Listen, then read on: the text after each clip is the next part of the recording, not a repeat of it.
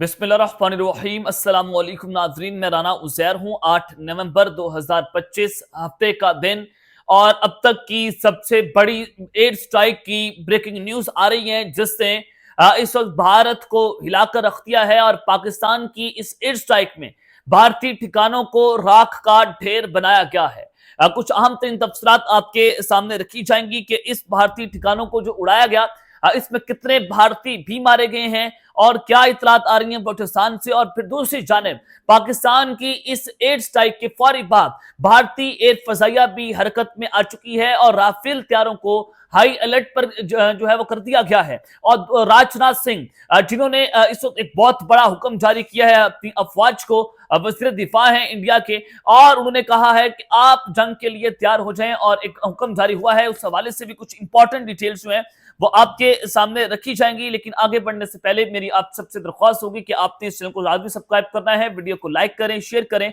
Comment section में आपने पाकिस्तान जिंदाबाद का नारा जरूर कमेंट में लगाना है। जनाब, इस वक्त पाकिस्तान के खिलाफ टू फ्रंट जो है वो खुल चुके हैं। जंग के हवाले से पाकिस्तान और अफगानिस्तान की जो मुज़ाकरात हैं उसमें डेडलॉक बरकरार है। कल भी तुर्किया के अंदर ये तीसरा राउंड हुआ, लेकिन वो नाकाम हो गया। खबर आई कि talks between Pakistan and Afghanistan have collapsed, वो नाकाम हो गए हैं। Pakistani delegation has left the hotel and is heading back to Islamabad. Pakistani वक्त ने वहां पर होटल जो है उसको छोड़ा और अब वो इस्लामाबाद के लिए रवाना हो गए। और उसमें DGISI lieutenant general Asim Malik साहब भी उस मुज़ाकरात में मौजूद थे। लेकिन तालिबान जो है वो अपनी हठधर्मी से पीछे नहीं हट रहे, वो दहशतगर्दों को सपोर्ट करने से मदद से पीछे नहीं हट रहे। तो अब पाकिस्तान ने क्या फैसला किया है कि हमने अब एयर स्ट्राइक्स करनी है, घुसकर करनी है, अफगानिस्तान के अंदर करनी है। भारत वाली तो खबर एक जानिब है, लेकिन अब अफगानिस्तान के अंदर भी ये फैसला हो गया है कि अब TTP को उड़ा दिया जाएगा, मुकम्मल तौर पर खत्म कर दिया जाएगा। उनके ठिकाने जो हैं वो अब एक ठिकाना भी उनका बाकी नहीं रहेगा, एक दहशतगर्द भी बाकी नहीं रहेगा। और अगर इसके लिए तालिबान की लीडरशिप जो है उसकी भी कुर्बानी देना पड़ी तो पाकिस्तान उनको भी नहीं छोड़ेगा। This is the most important thing जो कि अब तक के लिए ताजा तरीन तफसीलात हैं पाकिस्तान और अफगान बॉर्डर से लेकर। अब दूसरी जानिब पाकिस्तान जो है वो इस वक्त भारत से भी लड़ रहे हैं, क्योंकि भारतीय फौजें इस वक्त मुकम्मल तौर पर हाई अलर्ट पर हैं। वो अपनी वॉर एक्सरसाइजेस भी कर रही हैं। बहुत सारी चीजें जो बड़ी इस वक्त खतरनाक मरहले में जनाब दाखिल हो गई हैं। सबसे पहले तो पाक फौज की जानिब से भारतीय ठिकानों के ऊपर बमबारी की गई है और अब तक की इसको सबसे बड़ी एयर स्ट्राइक जो है वो कहा जा रहा है। कुछ भारतीय ठिकाने जो हैं वो इसमें तबाह बर्बाद हुए हैं। जनाब, ये बलूचिस्तान से सिक्योरिटी राय की जानिब से इस खबर की तस्दीक की गई है और सिक्योरिटी राय ने यह दावा किया है कि कलात जारी में BLA के खुफिया ठिकानों को निशाना बनाया गया है। अब आप जानते हैं कि BLA फितरत हिंदुस्तान, जिनको भारत जो है टेरर फाइनेंसिंग भी करता है, इनको लॉजिस्टिकल सपोर्ट भी की जाती है, इनको क्वाडकॉप्टर्स तक प्रोवाइड किए जाते हैं कि पाकिस्तान की फौज के खिलाफ ये जंग लड़ रहे हैं। अब ये भारत के स्लीपर सेल्स हैं, यानी कि हाइब्रिड वॉरफेयर के जरिए भारत पाकिस्तान के ऊपर पाकिस्तान की फौज को मुल्क के अंदर ही इंगेज कर रहा है, ताकि हम बॉर्डर से हमें मौका मिले और हम एक बहुत बड़ा खतरनाक अटैक जो है वो लॉन्च कर दें। अब ये कलात और जारी के अंदर की खबर आ रही है कि वहां पर खुफिया ठिकानों को निशाना बनाया गया और फिजाई कार्रवाई करते हुए 19 BLA के कारिंदे हलाक कर दिए गए हैं और खुफिया ठिकाने भी तबाह हो चुके हैं। 19 कारिंदे, 19 दहशतगर्द जो हैं BLA के जो भारतीय मोरे हैं उनको मारा गया है और खुफिया ठिकाने तबाह हुए हैं। 11 कारिंदे घेरे में हैं, लेकिन जमीनी कार्रवाई में हलाक किए गए हैं। जनाब, 11 कारिंदे जो हैं उनको अलग, यानी कि जमीनी कार्रवाई हुई और 19 कारिंदे जो हैं उनके ऊपर एयर स्ट्राइक्स जो हैं वही हैं। ये तकरीबन जो फिगर आ रहा है तो 30 के करीब टेररिस्ट जो हैं उनको मार दिया गया है। मजमूई तौर पर 30 दहशतगर्दों की हलाकत की इत्तला है। तमाम कार्रवाइयां BLA की हिरासत में कारिंदों की मुखबरी पर की गई हैं, यानी कि पाकिस्तान के पास ये मुखबरी थी, जो हिरासत के अंदर थे BLA के कारिंदे, उनकी मुखबरी पर ये एयर स्ट्राइक्स गई और फिर जमीनी ऑपरेशन भी किया गया, जिसके बाद ये 30 बड़े दहशतगर्द जो हैं, जो भारतीय मोरे हैं, उनको जहन्नुम वासिल किया गया है। तो इसके फौरी बाद भारतीय एयरफोर्स जो है वो जनाब हरकत में आ गई है, वो इन एक्शन है और उन्होंने राफेल तैयारों को हाई अलर्ट पर खड़ा कर दिया है। ये क्या खबर है? एक नया नोटम जो है वो इंडियन एयरफोर्स की जानिब से जारी हुआ है।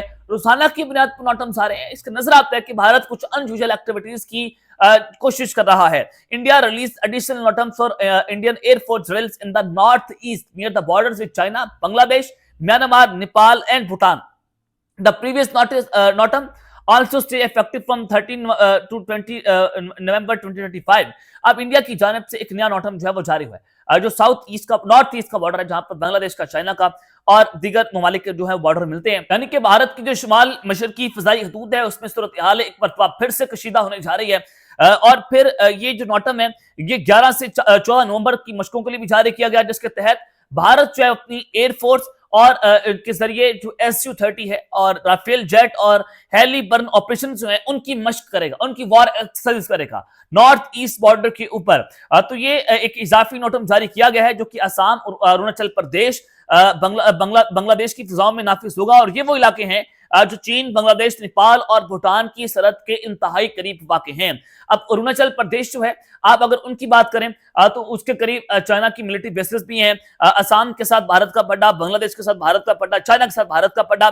तो भारत इसे वॉर रेडीनेस ड्रिल जो है वो करार दे रहा है। अब भारत ये मशक अभी क्यों कर रहा है? चाइना की जानिब से पाकिस्तान का भरपूर मदद का ऐलान किया गया, और फिर इंडिया ने इल्जाम लगाया कि चाइना और पाकिस्तान मिलकर हमारे ऊपर एक बहुत बड़ा अटैक लॉन्च करने जा रहे हैं लद्दाख के मुकाम पर।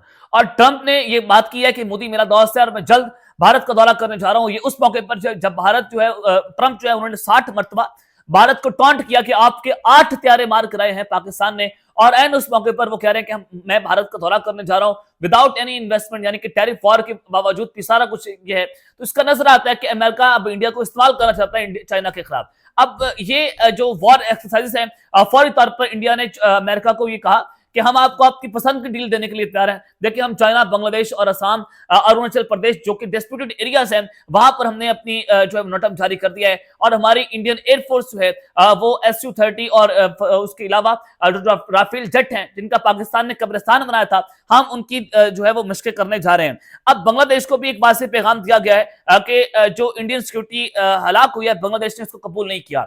और सेकेंड थिंग इज दैट कि बांग्लादेश और पाकिस्तान के दरमियान इस डिफेंस कॉपरेशन बहुत ज्यादा है। हमारे नेवल चीफ भी जा रहे हैं, उससे पहले हमारे joint chief of staff committee general Sahib Shamshad Mirza भी गए, और उनका भी 4 रोजा दौरा था। और उस दौरे पर तो इंडियन मीडिया ने ये भी कहा कि ये जो हाई प्रोफाइल ऑफिशियल हैं पाकिस्तान के आर्मी के, वो चिकन नेक का दौरा भी करेंगे। जो 7 सिस्टर स्टेट है वो हमारी टूटने का खदशा है। तो यहां से भी अंदाजा लगा सकते हैं कि बांग्लादेश के बॉर्डर के साथ सूरत हाल भारत ने एक मरतबा फिर से खराब करना शुरू कर दी है। और हमारे DCISPR, हमारे सिक्योरिटी राय की जानिब से भी कहा गया कि अगर भारत 2 फ्रंट पाकिस्तान के खिलाफ खोलता है तो हम भी ईस्टर्न बॉर्डर से अटैक करेंगे, बांग्लादेश वाली साइड से। तो पाकिस्तान और बांग्लादेश के दरमियान डिफेंस कॉपरेशन जो है अपनी जो है वो एक तारीखी सतह के ऊपर है, और ये भारत के लिए सबसे बड़ी सफारती नाकामी है। भूटान और नेपाल की अगर आप बात करते हैं तो भूटान पहली बार चाइना के साथ बॉर्डर एग्रीमेंट फाइनल करने की बहुत ज्यादा करीब पहुंच चुका है। ये भूटान वाला मामला है जिससे भारत की कश्मीर की तरह साजिश जो है वो नाकाम हो रही है।